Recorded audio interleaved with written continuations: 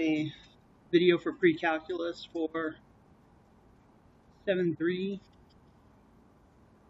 sine and cosine.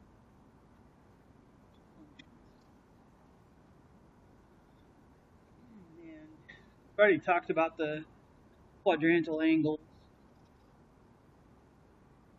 The quadrantal angles are the angles whose terminal ray lies on an axis, the x-axis or the y-axis. So your quadrantal angles are here at 0 degrees, 90 degrees, 180 degrees, 270 degrees, 360 degrees. And in radians, 0 radians, pi over 2 radians, pi, 3 pi over 2 radians, and radians. And this ordered pair is 1, 0. This ordered pair is 0, 1. This ordered pair is negative 1, 0. This ordered pair is 0, negative 1. What's special about the quadrantal angles is I can use that to find the sine, tangent, etc. The sine of an angle is defined as y over r, and the cosine of an angle is defined as x over r. And in my unit circle here, the radius, or r, is 1. And so I can look at this ordered pair, and the x value is the cosine, the y value is the sine. So for some examples, the sine of pi is over here, the sine is the y value, the sine of pi is 0. The cosine of 270 degrees, that's 270 degrees is down here, and the x cosine is the x coordinate. The x coordinate is 0. That and 1,000 here. The sine of pi over 2 is, pi over 2 is up here at 90 degrees, and the ordered pair is 0, 1, so the sine of pi over 2 is 1. Okay, the cosine of 2 pi, cosine of 2 pi, the x coordinate there, it's 1. In these particular problems, set of problems, they're also going to give you, like part of it is this, find the sine or cosine of the quadrantal angle. Another part of it is this, solve this for theta. So if I give you cosine theta equals 1, again, we're talking about those quadrantal angles. What has a cosine of 1, and it's over here, okay, at 0 or 2 pi. And technically, because these angles are, I can just keep generating these angles by doing a rotation, a rotation, a rotation. So instead of writing, 0, 2 pi, 4 pi, 6 pi, 8 pi, etc., we just say that theta is 0 plus 2n pi. And what that means is that my starting angle is 0, and we technically we do not need to put that.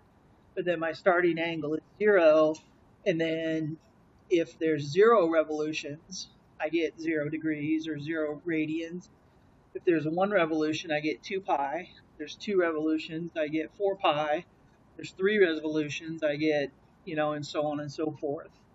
So we have to name all the angles that are going to fit that description. So they might give you, sine theta equals -1. Where's the sign -1? Well, it's -1 down here at 3 pi over 2. So the way we say that, we say theta equals 3 pi over 2 plus 2n pi. Now where it gets tricky, a little bit, not much, is when I give you, something like sine theta equals 0. And again, sine is the y value. And so when we look at that, we look at theta could be 0, theta could be pi, theta could be 2 pi, 3 pi, 4 pi, 5 pi, 6 pi. How do I say that? And the way that we say that is that theta is n pi. So if I plug in n, if I plug in 0 for n, I get 0. If I plug in 1 for n, I get pi. If I plug in 2, I get 2 pi. If I plug in 3, I get 3 pi, and so on and so forth. And then for cosine, if I have cosine theta equals 0, there's two ways I could do this. And I could say that theta is pi over 2 plus 2n pi, and theta is 3 pi over 2 plus 2n pi. Or, because they're 180 degrees apart, I could also just say pi over 2 plus n pi. Not n over pi, n pi. Okay? And like if you're going to express it like this, you would have to have both. But if you're going to express it like this, you only need one. Okay?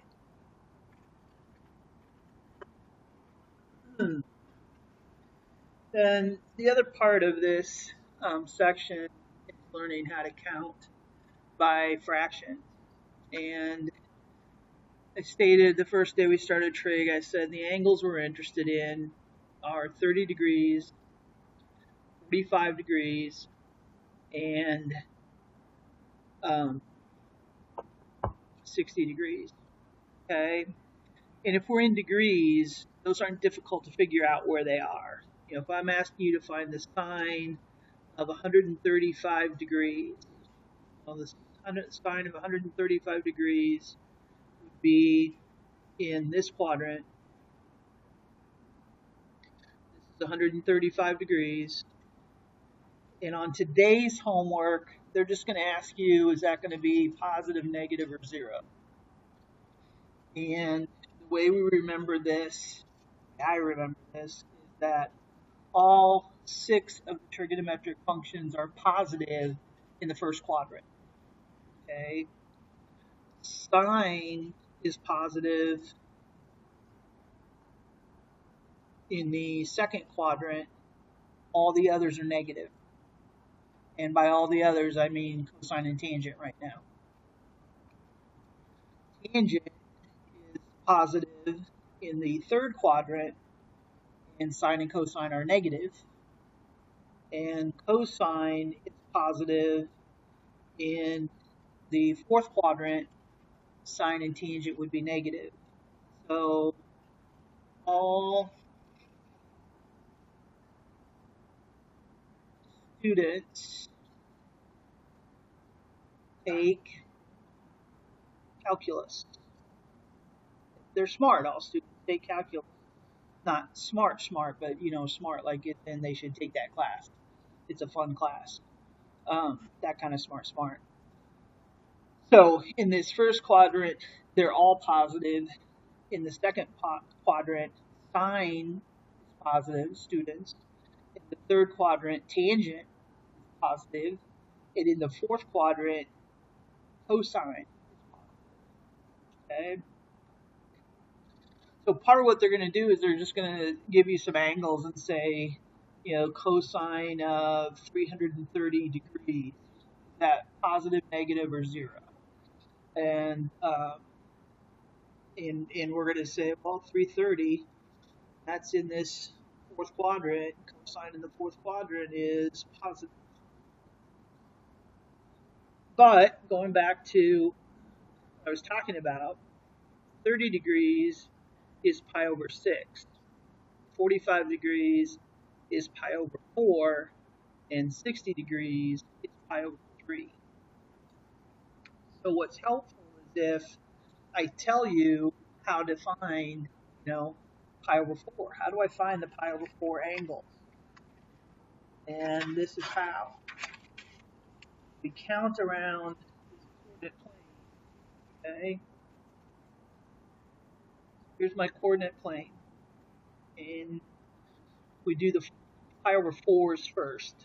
So pi over 4 is right there. This would be 2 pi over 4, but that's pi over 2. So that means the one over here is 3 pi over 4. This is 4 pi over 4, but that reduces to pi. So then this one is 5 pi over 4. This would be 6 pi over 4, but that reduces to 3 pi over 2. And then over here, that was 6 pi over 4. This is 7 pi over 4. And then this would be 8 pi over 4, which reduces to 2 pi. So if I say, what's the cosine of 7 pi over 4, you're going to go, well, 1, 2, 3, 4, 5, 6, 7. It's in the fourth quadrant. And we will learn in the next section that the cosine of 7 pi over 4 is 1 over the square root of 2. And it is positive. Okay? So the pi over 4s are probably the easiest to figure out. But we also have the pi over 3s and the pi over 6s. So I'm going to start with pi over 6. Okay? And the pi over 3s actually fall into place from that. Okay? So here's my coordinate. And so pi over 6 is right here. That's pi over 6. And then up here would be 3 pi over 6, which is pi over 2. Okay? And then let's see. 5 pi over 6 would be here. Then this is 6 pi over 6, which is pi. So then 7 pi over 6 would be next, because that was 6 pi over 6. And then 11 pi over 6 would be all the way over there. And then we're back to 2 pi, or 0, radians, whatever. Those are the same. So you may have noticed that I went from pi over 6 to 3 pi over 6. And then I skipped 4 pi over 6 and went to 5 pi over 6. And then I did 6 pi over 6 and 7 pi over 6. I skipped 8 pi over 6, 9 pi over 6, and 10 pi over 6, and jumped all the way to 11 pi over 6. And the reason is because 2 pi over 6, right here, 2 pi over 6 is pi over 3. And 3 pi over 6, I have it. And then 4 pi over 6 equals 2 pi over 3. And then 5 pi over 6, 6 pi over 6, 7 pi over 6, 8 pi over 6. Keep drawing my angles a little bit too long. 8 pi over 6 is 4 pi over 3. 9 pi over 6 is 3 pi over 2. And 10 pi over 6 is 5 pi over 3. And then we're back to 11 pi over 6. So if I say, you know, let's find the sine of 5 pi over 6, we're going to say, well, 5 pi over 6, that's in the second quadrant. So sine is positive in the second quadrant. And we'll do a reference angle and we'll figure it out. And the sine of 5 pi over 6 is 1/2. And we'll learn how to do that, as I said, in the next section. And then, or we might have, you know, what's the cosine of 4 pi over 3? Well, define 4 pi over 3. I don't count, you know, pi over 6, 2 pi over 6, 3 pi over 6, 4 pi over 6, 5 pi over 6, 6 pi over 6, 7 pi over 6, 8 pi over 6. There it is. That's it. 8 pi over 6. I don't do that. What I do is I think along the lines of, where is 3 pi over 3? Well, 3 pi over 3 would be here, right, at pi. 3 pi over 3 reduces to pi. So 4 pi over 3 must be down from there. So 4 pi over 3. And that is actually a 60-degree reference angle in the third quadrant, and it's actually going to be negative 1/2.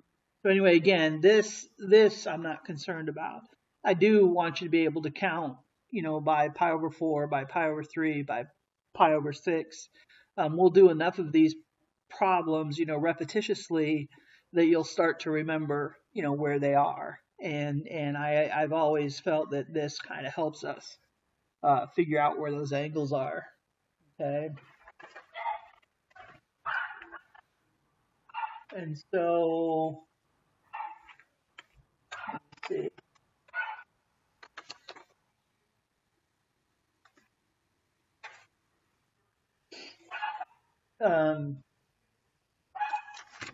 Just quickly, the graph of the sine, if I graph y equals sine theta, okay, and we count by pi over 2 on the x-axis, and then our values come from our quadrantal angles. So we go through this and we say, okay, well, what's the sine of 0? And the sine of 0 is, this is the point 1, 0, this is the point 0, 1, this is the point negative 1, 0, this is the point 0, negative 1. So the sine of 0, here's 0 radians, 0 degrees, is 0. So we put a dot there. And the sine of pi over 2 is up here. The sine is the y value. So the sine of pi over 2 is 1. And then the sine of pi, again, it's the y value. So the sine of pi is 0. The sine of 3 pi over 2, here's 3 pi over 2 down here. And the sine is negative 1. And then the sine of 2 pi is 0. And we can go backwards the other way. When I rotate this way, this would be negative pi over 2, and its sine is negative 1. Negative pi would be up here, and the sine is 0. And negative 3 pi over 2 would be up here at the top, and the sine is positive 1. This is, it's a periodic function. All the trigonometric functions are. And what that means is that it repeats itself. And once I establish that pattern, I can repeat it indefinitely in either direction. So what I want you to see here, though, is that there is a horizontal asymptote at y equals 1 and another horizontal asymptote, oh my gosh, another horizontal asymptote at y equals negative 1. Okay, and why I'm telling you this is because some of the problems you might be asked to solve, sine theta equals 5.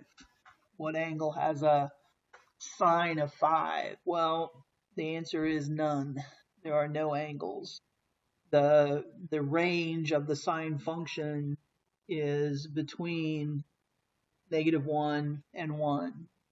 Okay, unless I put something out here to change the amplitude or something in here to change the period, I'm not going to go beyond that range. Okay, from -1 to 1. So what angle has a sine of 5? None. No angle. Or what angle has a cosine of -3? Well, cosine isn't exactly like this, but cosine, I can throw that on here. Here, so cosine, this is the graph of the cosine. It also has a horizontal asymptote here and here, and so it doesn't go above or below that or anything like that. So what angle has a cosine of -3? No angle, because the range is between -1 and 1. All right, more than enough.